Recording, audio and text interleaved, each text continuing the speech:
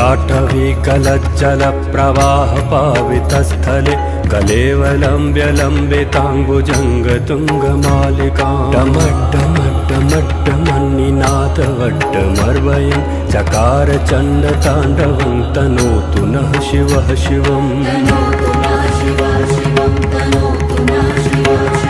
जटाकटाह सम्भ्रमभ्रमन्निलिम्प निर्झरि विलोलवीच वल्लरी विराजमानमूर्धनि धगद्धगद्धगज्ज्वलल्ललाटपट्टपावके किशोर चन्द्रशेखरे रतिः प्रतीक्षणं मम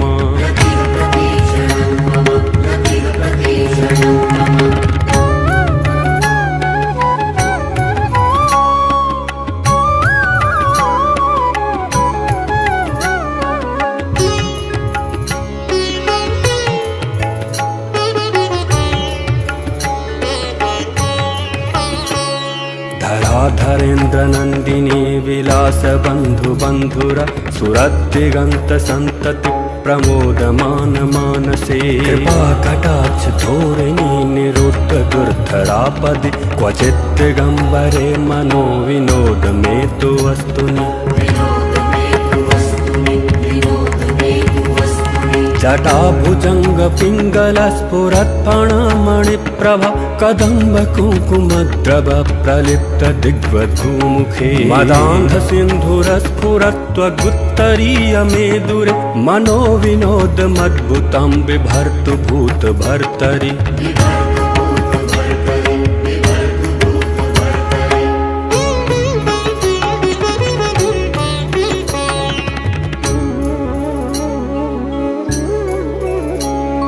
सहस्रलोचन प्रवृत्त शेषलेख शेखर प्रसून धूलि धूरिणी विदूसराङ्घ्रिपीठ भुजंग राजमालया निबद्ध जाट जूटक श्रियै चिराय जायतां चकोर बन्धु शेखरः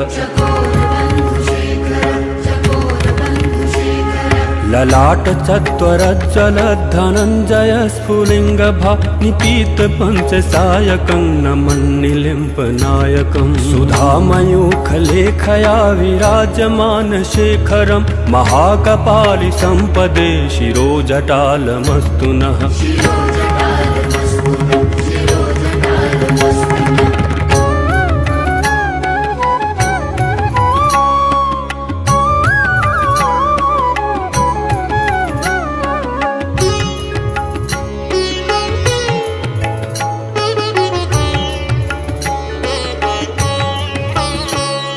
कराल भाल पट्टिका धगद् धगद् धगज्ज्वल धनञ्जयाहुति कृत प्रचण्ड पंचसायके धराधरेन्द्र नन्दिनी कुचाग्र चित्रपत्रक प्रकल्पनेक शिल्पिनी त्रिलोचने रतिर्ममा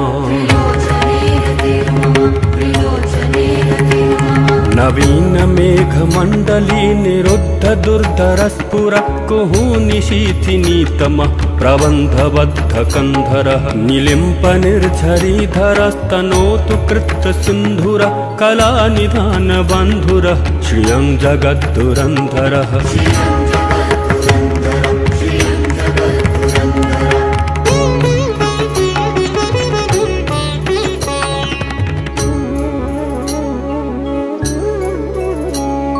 प्रफुल्ल नील पंकज प्रपंच गालिम प्रभा वलंबि कंठ कंदली रुचि प्रबद्ध कंधरं स्मरच्छिदं पुरच्छिदं भवच्छिदं मखच्छिदं गजच्छिदान्ध खच्छिदं तमन्त कच्छिदं भजे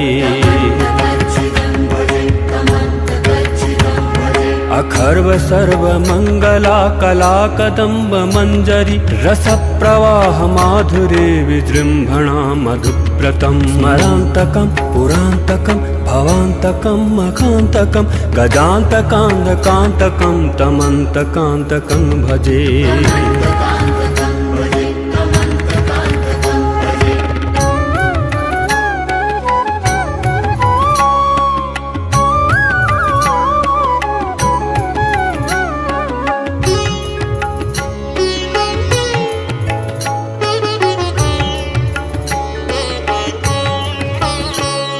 जयत्वतभ्रविभ्रमभ्रमत्भुजङ्गमश्वस द्विनिर्गमत्क्रमस्फुरत्करालभालहर्यवाधिमिद्धिमिद्धिमिध्वनन् मृदङ्गतुङ्गमङ्गल ध्वनिक्रमप्रवर्तितप्रचण्डताण्डवः शिवः दुषद्दुचित्ततल्पयोर्भुजङ्गमौक्तिकस्रजोर्गरिष्ठरत्नलोषयोः सुहृद्विपक्षपक्षयोः ऋणारविन्दचक्षुषोः प्रजामहीमहेन्द्रयोः समप्रवृत्तिकः कदा सदाशिवं भजाम्यहम्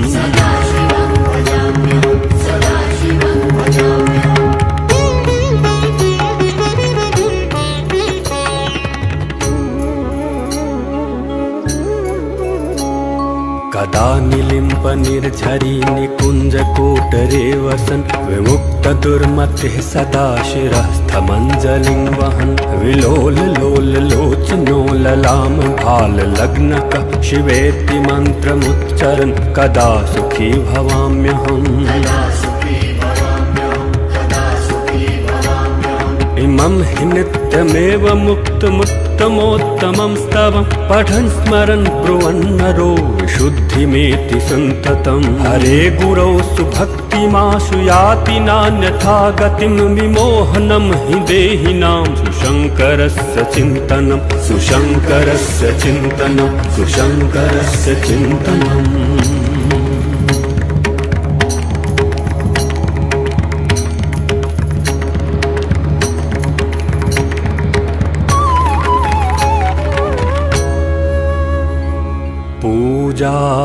पूजावसान समये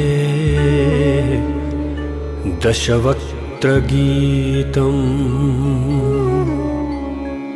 यः शम्भुपूजन परं पठति प्रदोषे तस्य स्थिरा रथ गजेन्द्र तुरंगयुक्ता लक्ष्मीं सदैव सुमुखीं प्रददाति शम्भुः प्रददाति शम्भुः प्रददाति शम्भुः ॐ नमः शिवाय।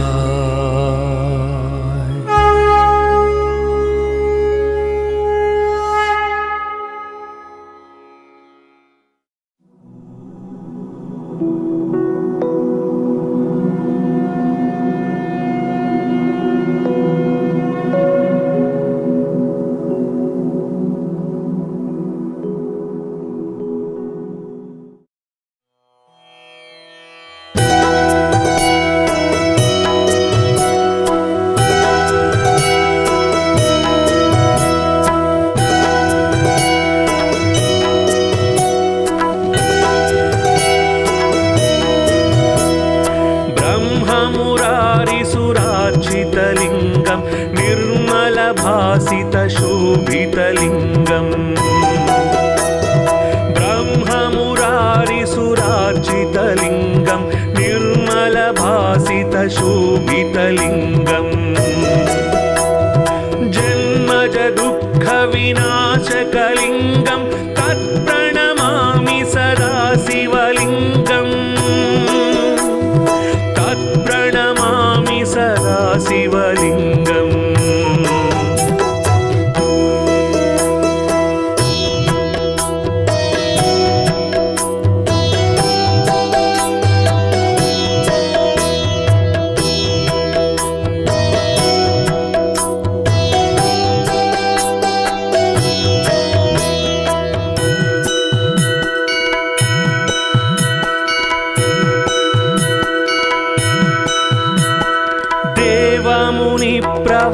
प्रवरार्चितलिङ्गं कामदहन करुणाकरलिङ्गम् देवमुनि प्रवरार्चितलिङ्गं कामदहन करुणाकरलिङ्गम् रावणदर्पविनाशकलिङ्गं तत्प्रणमामि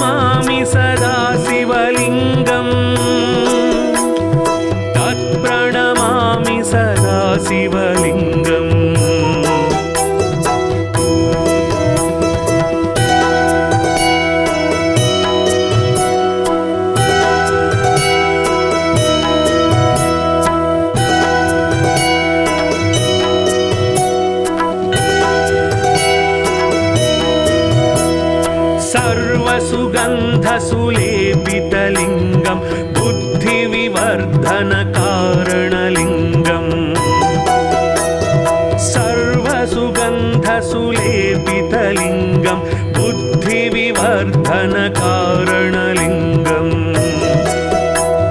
सिद्धसुरासुरवन्दितलिङ्गं तत्प्रणमामि सदा शिवलिङ्गम् तत्प्रणमामि सदा शिवलिङ्गम्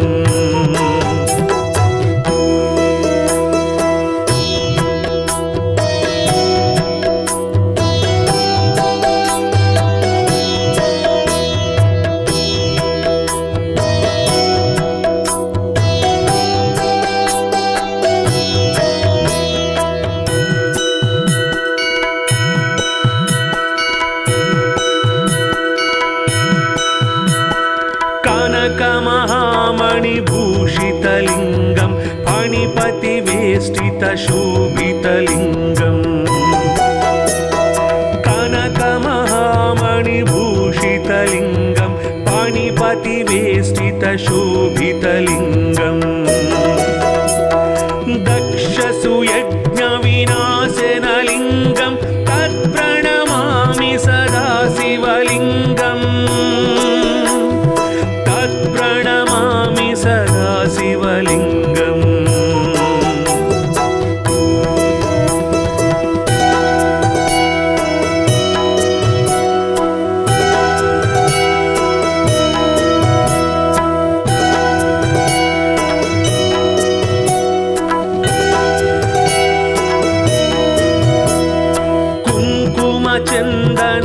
कुङ्कुमचन्दनलेपितलिङ्गं पङ्कजहारसुशोभितलिङ्गम् कुङ्कुमचन्दनलेपितलिङ्गं पङ्कजहारसुशोभितलिङ्गम् सञ्चितपापविनाशनलिङ्गं तत्प्रणमामि सदा शिवलिङ्गम् तत्प्रणमामि सदा शिवलिङ्गम्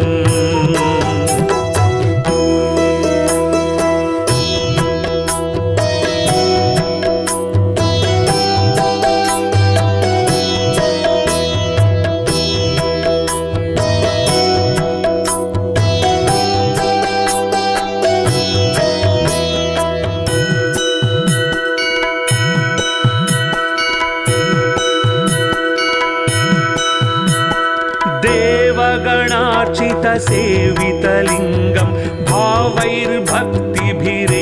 च लिङ्गम् देवगणार्चितसेवितलिङ्गं भावैर्भक्तिभिरेव च लिङ्गम् दिनकरकोटिप्रभाकरलिङ्गं तत्प्रणमामि सदा शिवलिङ्गम्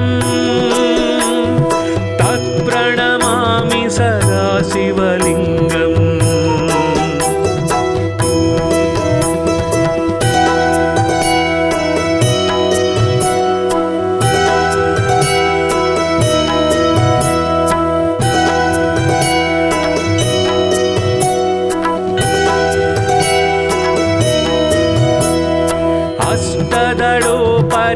अष्टदलोपरिवेष्टितलिङ्गं सर्वसमुद्भवकारणलिङ्गम् अष्टदलोपरिवेष्टितलिङ्गं सर्वसमुद्भवकारणलिङ्गम्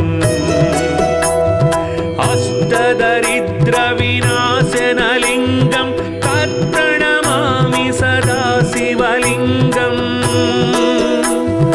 तत्प्रणमामि सदा शिवलिङ्गम्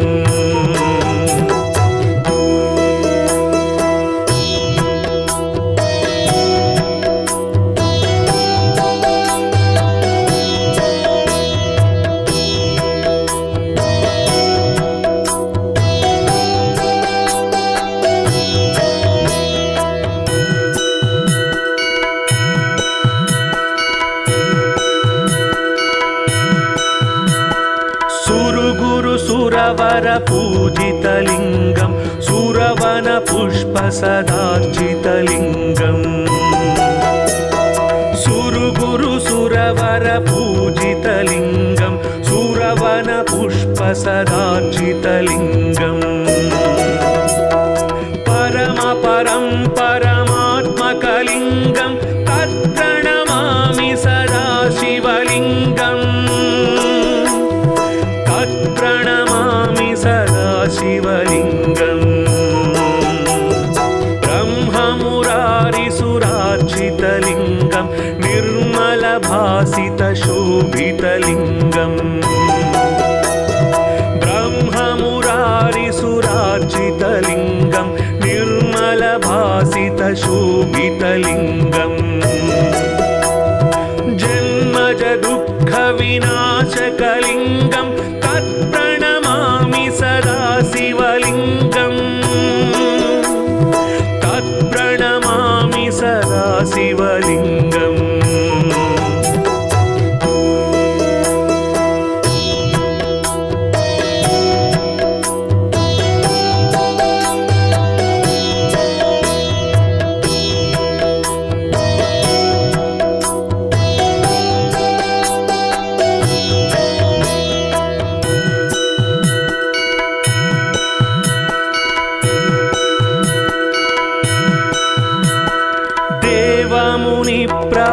प्रवरार्चितलिङ्गं कामदहनकरुणाकरलिङ्गम् देवमुनिप्रवरार्चितलिङ्गं कामदहनकरुणाकरलिङ्गम् रावणदर्पविनाशकलिङ्गं तत्प्रणमामि सदा शिवलिङ्गम् तत्प्रणमामि सदा शिवलिङ्गम्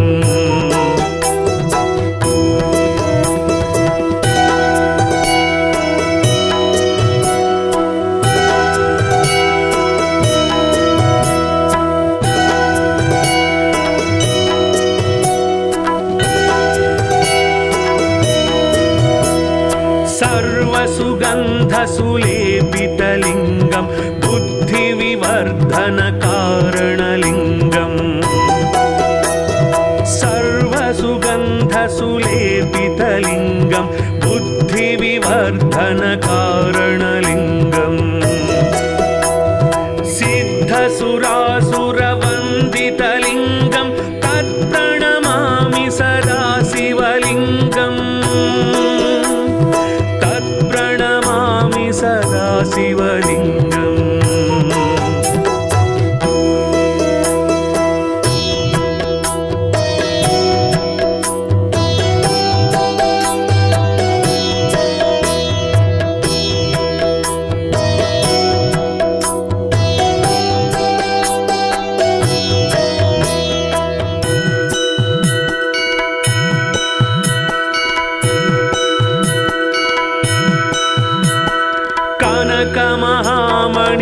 कनकमहामणिभूषितलिङ्गं फणिपतिवेष्टितशोभितलिङ्गम् कनकमहामणिभूषितलिङ्गं फणिपतिवेष्टितशोभितलिङ्गम् दक्षसुयज्ञविनाशनलिङ्गं तत्प्रणमामि सदा शिवलिङ्गम् तत्प्रणमामि सदा शिवलिङ्गम्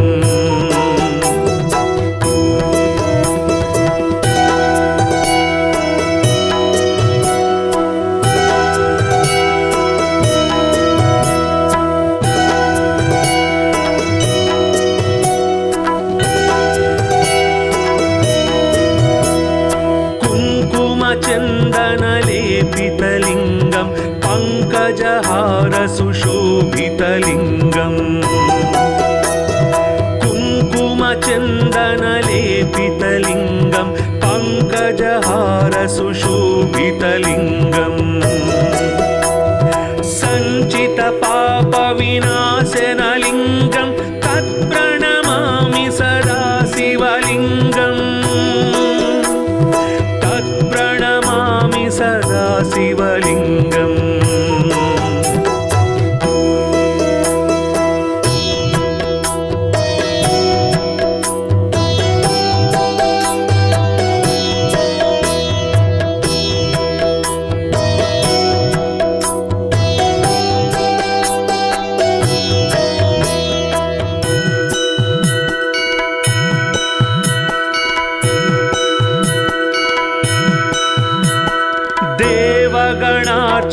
सेवितलिङ्गं भावैर्भक्तिभिरेव च लिङ्गम् देवगणार्चितसेवितलिङ्गं भावैर्भक्तिभिरेव च लिङ्गम् दिनकरकोटिप्रभाकरलिङ्गं तत्प्रणमामि सदा शिवलिङ्गम् तत्प्रणमामि सदा शिवलिङ्गम्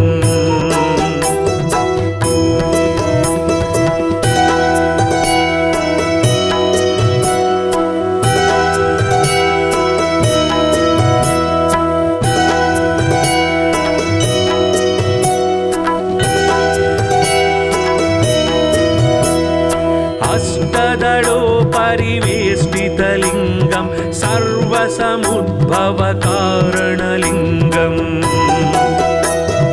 अष्टदलोपरिवेष्टितलिङ्गं सर्वसमुद्भवकारणलिङ्गम्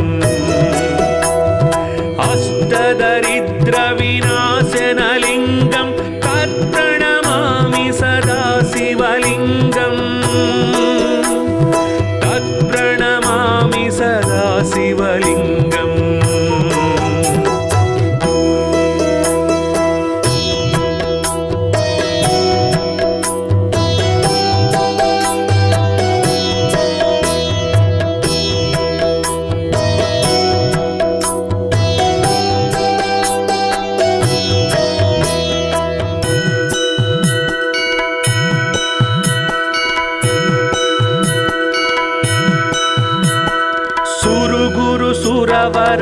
सुरवरपूजितलिङ्गं सुरवनपुष्पसदार्चितलिङ्गम् सुरवरपूजितलिङ्गं सुरवनपुष्पसदार्चितलिङ्गम् परमपरं परमात्मकलिङ्गं तत्प्रणमामि सदा शिवलिङ्गम् तत्प्रणमामि सदा शिवलिङ्गम् ब्रह्ममुरारिसुरार्चितलिङ्गं निर्मलभासितशोभितलिङ्गम् ब्रह्ममुरारिसुरार्चितलिङ्गं निर्मलभासितशोभितलिङ्गम् जन्मज दुःखविनाशकलिङ्गं तत्प्रणमामि सदा शिवलिङ्गम् तत्प्रणमामि सदा शिवलिङ्गम्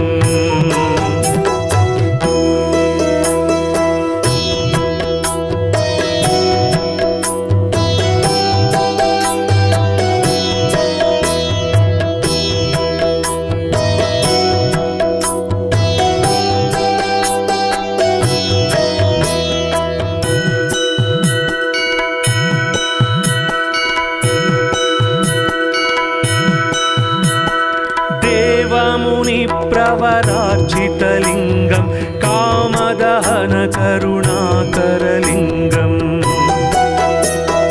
देवमुनिप्रवरार्चितलिङ्गं कामदहनकरुणाकरलिङ्गम्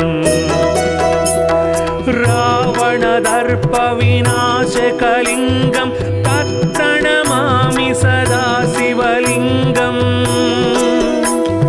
तत्प्रणमामि सदा शिवलिङ्गम्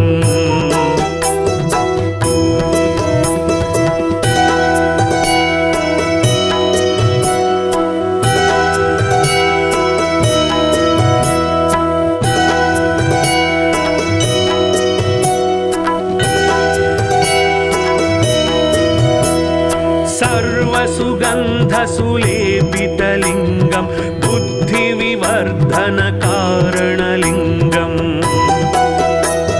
सर्वसुगन्धसुलेपितलिङ्गं बुद्धिविवर्धनकारणलिङ्गम् सिद्धसुरासुरवन्दितलिङ्गं तत्प्रणमामि सदा शिवलिङ्गम् तत्प्रणमामि सदा शिवलिङ्गम्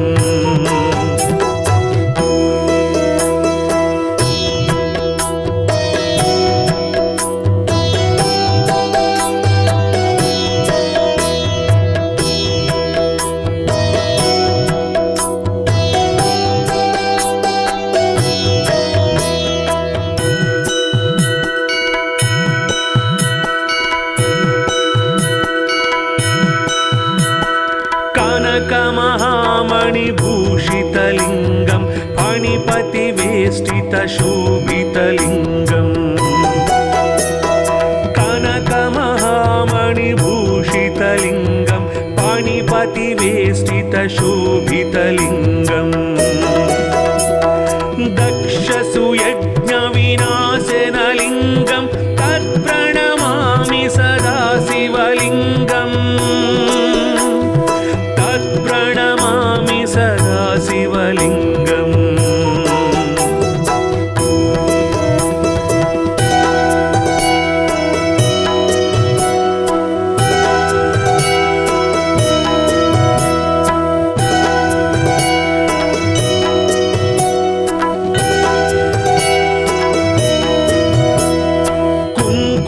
चन्दनलेपितलिङ्गं पङ्कजहारसुशोभितलिङ्गम्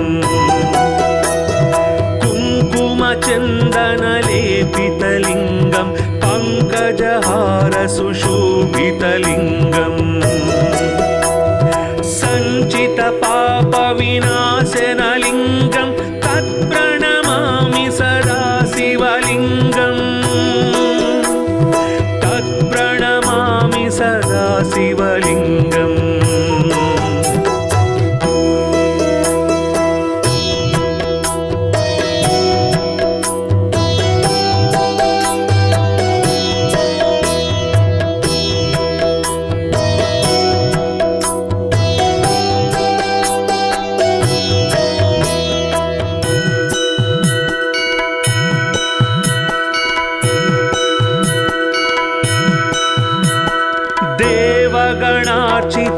देवगणार्चितसेवितलिङ्गं भावैर्भक्तिभिरेव च लिङ्गम्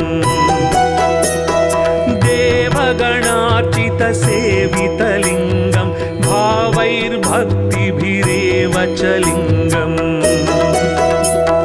दिनकरकोटिप्रभाकरलिङ्गं तत्प्रणमामि सदा शिवलिङ्गम् तत्प्रणमामि सदा शिवलिङ्गम्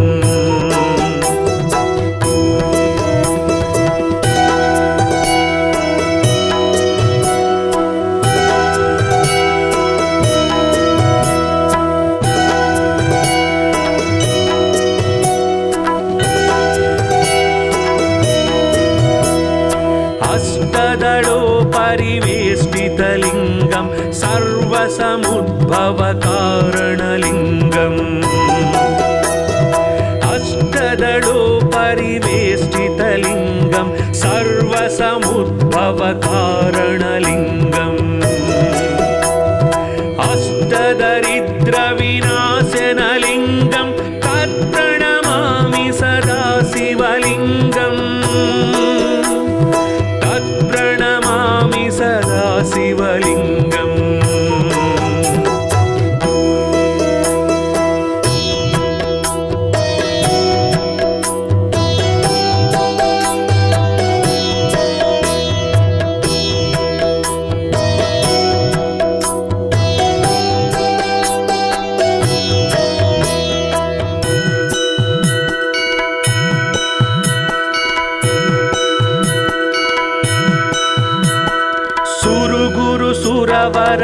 सुरवरपूजितलिङ्गं सुरवनपुष्पसदार्चितलिङ्गम्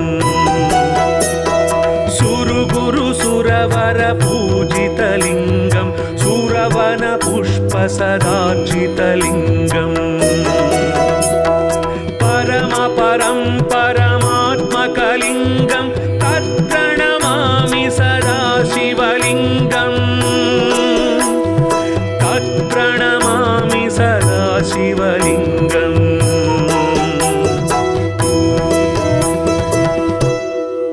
लिङ्गाष्टकमिदं पुण्यं यः पठेत् शिवसन्निधौ शिवलोकमवाप्नोति शिवेन सह मोदते।